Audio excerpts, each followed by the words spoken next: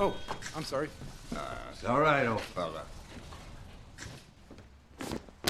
I think you're gonna be sticking around for. I do know that.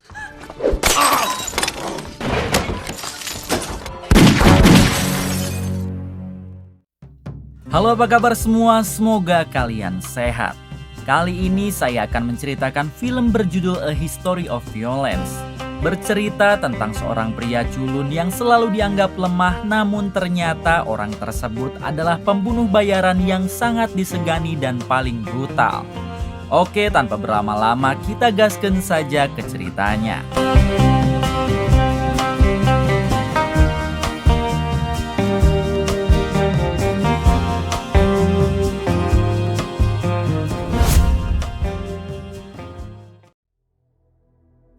Di awal film memperlihatkan dua orang pria yang baru keluar dari sebuah kedai kopi di pinggiran kota. Diberitahu kalau kedua orang itu bernama Jones dan temannya yang memakai baju putih adalah Billy. Saat mereka hendak pergi, ternyata persediaan air mereka telah habis. Sehingga Jones langsung menyuruh Billy masuk kembali untuk mengambil air. Ketika berada di dalam, terlihat ada beberapa mayat yang baru saja dihabisi. Diketahui kalau Jones dan Billy ini ternyata komplotan perampok yang sering melakukan aksinya kepada pemilik kedai-kedai kecil di pinggiran kota. Hal itu mereka lakukan karena kedai-kedai kecil sangat mudah untuk dirampok.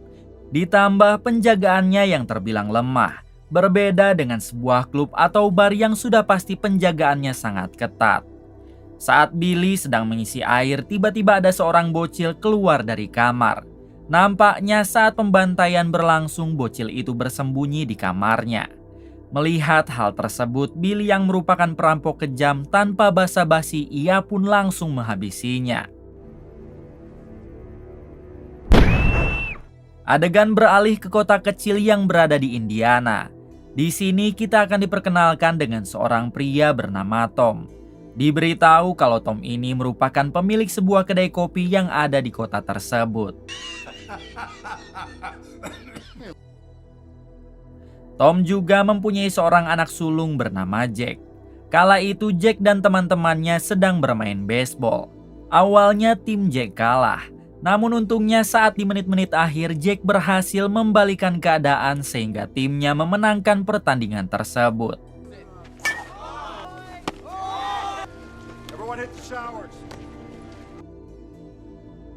Ketika di ruang loker, tiba-tiba Jack dihampiri oleh seorang pria bernama Bobby.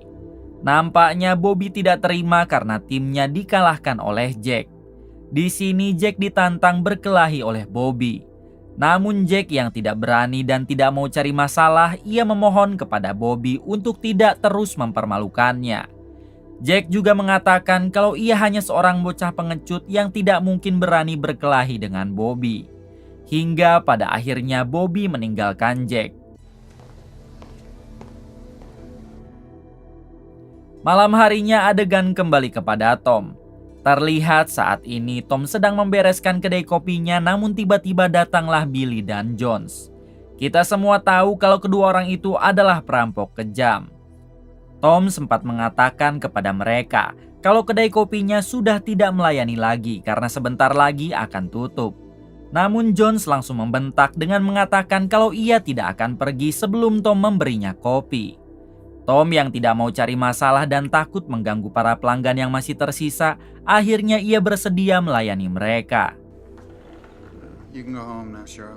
Di sini Tom menyuruh pelayan wanitanya untuk pulang lebih awal. Namun siapa sangka saat hendak keluar, Billy malah menghadang dan berbuat kasar kepada si pelayan wanita. Setelah itu Jones pun langsung menodongkan pistol dan menyuruh Tom untuk memberikan semua uangnya. Namun tidak disangka-sangka inilah yang Tom lakukan.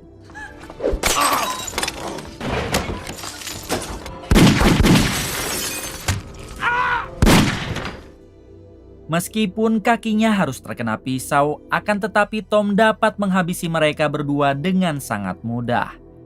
Semua orang yang melihat aksi Tom tentu sangat keheranan. Karena orang yang mereka anggap culun dan lemah ternyata mampu menghabisi perampok dengan sangat mudah. Semenjak kejadian itu, semua berita lokal dan internasional memberitakan kehebatan Tom. Bahkan mereka menganggap Tom adalah pahlawan Amerika yang sesungguhnya karena telah melumpuhkan para perampok itu sendirian. Tak lama datanglah istri Tom yang bernama Ida untuk menjemputnya pulang dari rumah sakit. Ketika di luar ternyata sudah banyak sekali orang yang menyambut Tom. Bahkan saat Tom sampai di rumah sudah ada reporter yang ingin langsung meliputnya. Di sini Tom hanya mengatakan kalau semua itu hanya kebetulan dan dirinya sendiri tidak sehebat yang orang-orang pikirkan. Singkatnya, Tom dan Ida istrinya sampai di rumah. Di sini Jack si anak sulung sangat bangga kepada ayahnya karena semua orang kini menganggap ayahnya adalah pahlawan. Tak lama terlihat mobil hitam yang sedang mengawasi rumah mereka. Ida menganggap kalau mobil itu pasti reporter. Namun berbeda dengan Tom yang sangat mencurigai mobil hitam tersebut.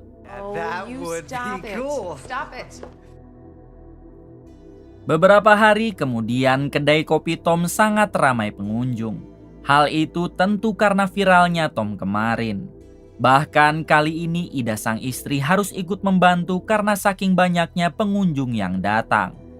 Tak berselang lama datanglah 3 orang asing yang menghampiri Tom. Diberitahu kalau 3 orang asing ini dipimpin oleh pria tua bernama Forgetti, ini orangnya. Di sini Forgetti tiba-tiba memanggil Tom dengan nama Joy Cusack. Namun Tom menyangkal karena namanya adalah Tom Stahl bukan Joy Cusack.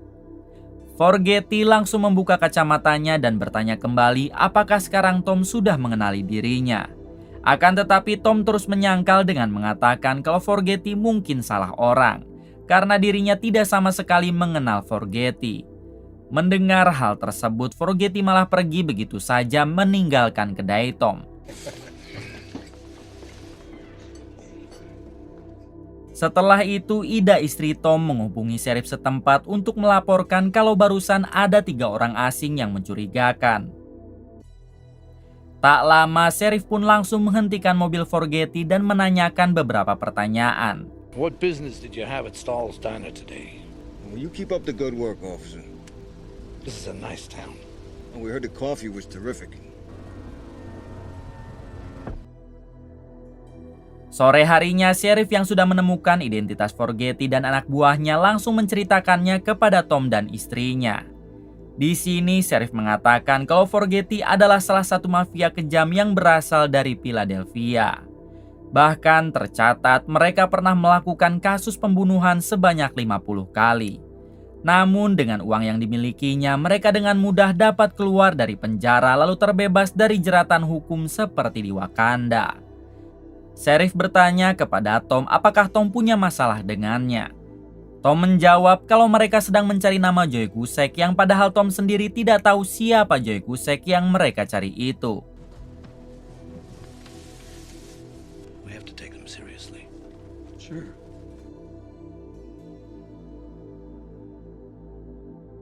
Esok harinya tepat pada hari Minggu, Tom memutuskan untuk pergi ke kedainya dan ingin bersantai di sana. Karena kedainya juga sedang tutup, Tom pun menghabiskan waktu dengan ngahuleng tarik sambil memikirkan semua masalahnya.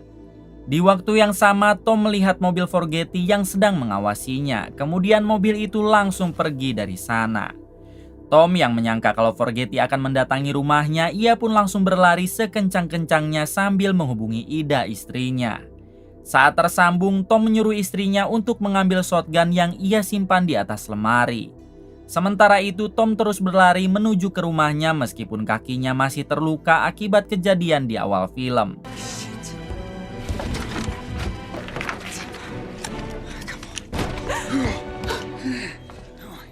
Singkat cerita, Tom sampai di rumah. Ida bertanya-tanya apa yang sebenarnya terjadi. Tom menjawab sepertinya ia masih trauma dengan kejadian kemarin.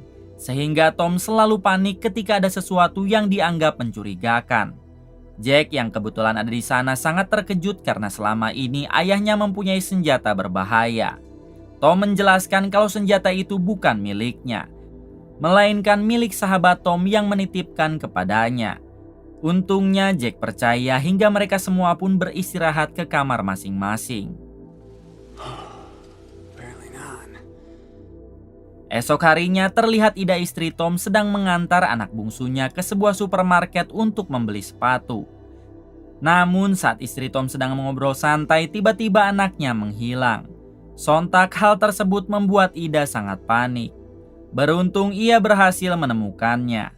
Ternyata di sana juga sudah ada Forgetti yang sengaja menunggu Ida. Di sini Forgetti mengatakan kalau ia mempunyai urusan dengan Joe Cusack atau Tom. Forgetti juga menceritakan kalau suaminya itu adalah mantan pembunuh bayaran terbaik dan paling ditakuti di Philadelphia. Bahkan ia adalah orang yang pernah merusak matanya dengan besi panas. Istri Tom yang tidak percaya mengabaikan perkataan itu lalu bergegas pergi. This isn't a complete. Ask Tom about how we tried to rip my eye out. And Mrs. Stahl. Di balik itu, Jack yang sedang berada di sekolah lagi-lagi diganggu oleh Bobby dan teman-temannya. Mereka menghina dan merendahkan keluarga Jack. Bahkan menyebut ayah Jack adalah seorang pembunuh yang ingin viral. Karena sudah tidak tahan lagi, akhirnya Jack menghajar Bobby dan temannya itu.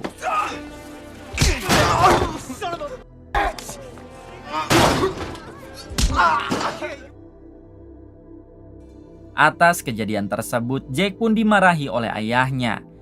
Apalagi Jack harus mendapatkan hukuman skorsing dari sekolah. Tom menjelaskan kepada anaknya kalau menyelesaikan urusan jangan pernah menggunakan kekerasan. Di sini Jack malah balik mengatakan kalau ayahnya juga menyelesaikan urusan dengan cara membunuh. Sontak Tom pun menamparnya. Tak terima dengan itu, Jack pun langsung bergegas meninggalkan rumah. Jack. Sore harinya saat Tom turun dari lantai atas, ia baru menyadari kalau istrinya ternyata sudah pulang dari supermarket.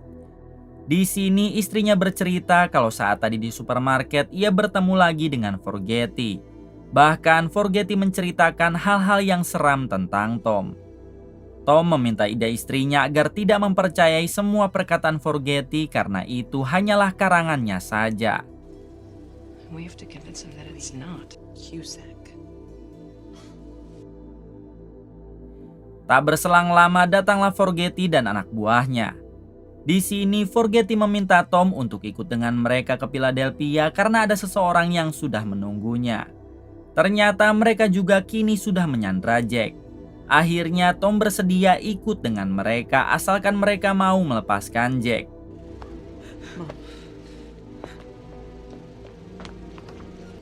Put the pop gun down. Come over and talk to him. Go back to the house, Jack.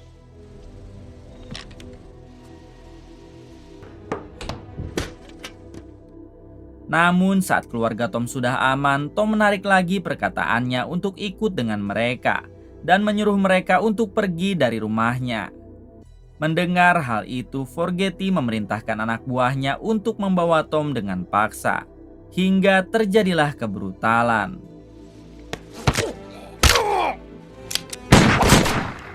Sayangnya walaupun Tom berhasil menghabisi kedua anak buah Forgetti, ia juga harus menerima tembakan di bahunya. Saat Tom sudah terpojok, Forgetti bertanya apakah ada kata-kata terakhir yang ingin disampaikan. Disinilah Tom baru mengaku kalau ia seharusnya menghabisi Forgetti saat masih di Philadelphia. Yang artinya Tom ini memanglah benar Joe Cusack, si pembunuh bayaran terbaik yang sedang dicari oleh Forgetti. Saat akan benar-benar dihabisi, tiba-tiba Jack lebih dulu menembakkan senjatanya ke arah Forgetti.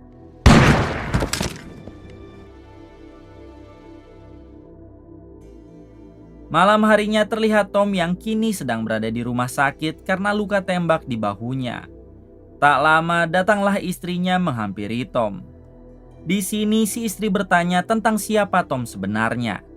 Karena ia melihat langsung dengan mata kepalanya sendiri bagaimana Tom menghabisi setiap musuhnya dan hal tersebut biasa dilakukan oleh seorang pembunuh profesional. Karena sudah terpojok, akhirnya Tom mengakui kalau dulu ia memang seorang eksekutor untuk para mafia besar dan nama aslinya adalah Joe Cusack. Namun hal buruk tersebut sudah ia tinggalkan semenjak bertemu dengan Ida istrinya. Mendengar pengakuan itu, istri Tom tentu merasa kecewa. Karena hal sebesar itu Tom mampu sembunyikan lewat wajah lugunya.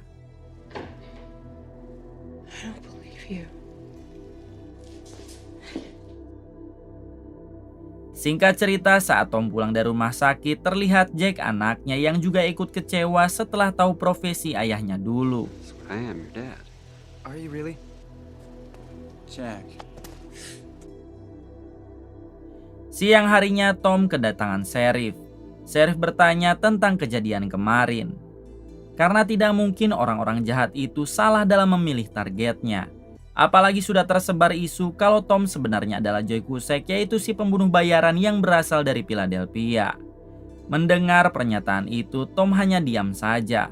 Namun siapa sangka istrinya berusaha menyembunyikan identitas Tom sebenarnya.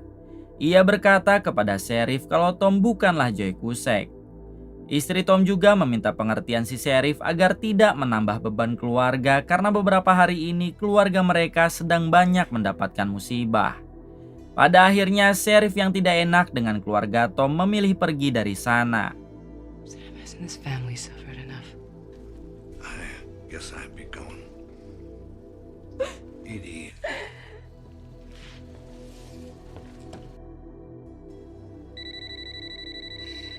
Tengah malam saat Tom tertidur, tiba-tiba suara telepon berdering. Saat diangkat, ternyata itu telepon dari seseorang bernama Richie dari Philadelphia. Richie meminta Tom untuk segera menemuinya karena kalau tidak, ia sendiri yang akan mendatangi rumah Tom. Mendengar hal itu, Tom pun bergegas pergi dari rumah untuk menuju ke kota Philadelphia. Ia khawatir jika Tom tidak mau menurutinya, maka Richie akan mengancam keselamatan keluarganya. Seharian Tom berkendara menuju Philadelphia. Hingga malam harinya ia mampir ke sebuah bar. Di sana Tom bertemu dengan anak buah Richie yang sudah menunggunya. Setelah minum sebentar, Tom pun dibawa ke kediaman Richie.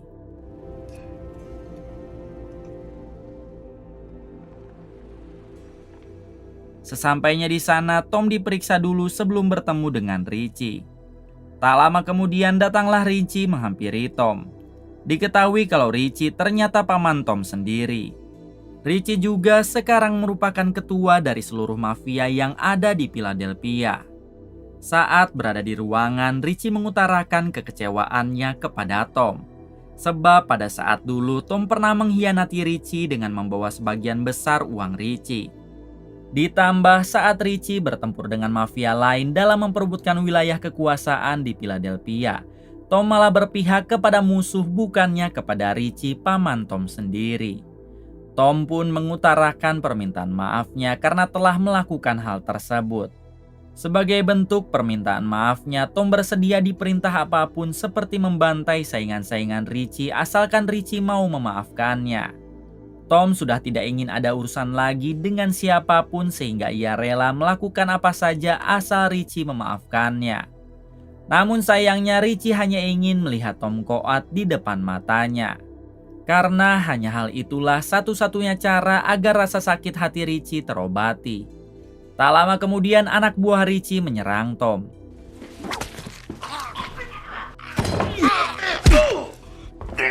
Beruntung Tom berhasil membalikan keadaan dengan menghabisi anak buah Richie. Richie sempat menembakinya namun tembakannya itu meleset. Setelah itu Richie dan anak buahnya yang tersisa mencoba mencari Tom yang masih berada di area rumahnya. Namun tentunya Tom berhasil menghabisi anak buah Richie.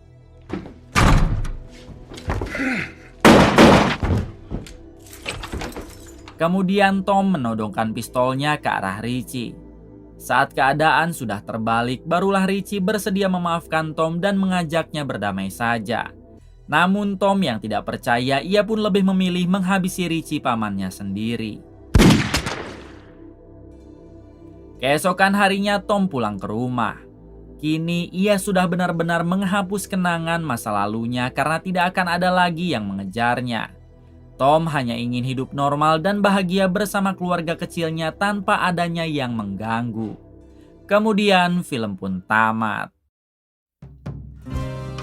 Kisah yang dapat kita ambil dari film ini salah satunya adalah jangan hanya melihat seseorang dari penampilannya.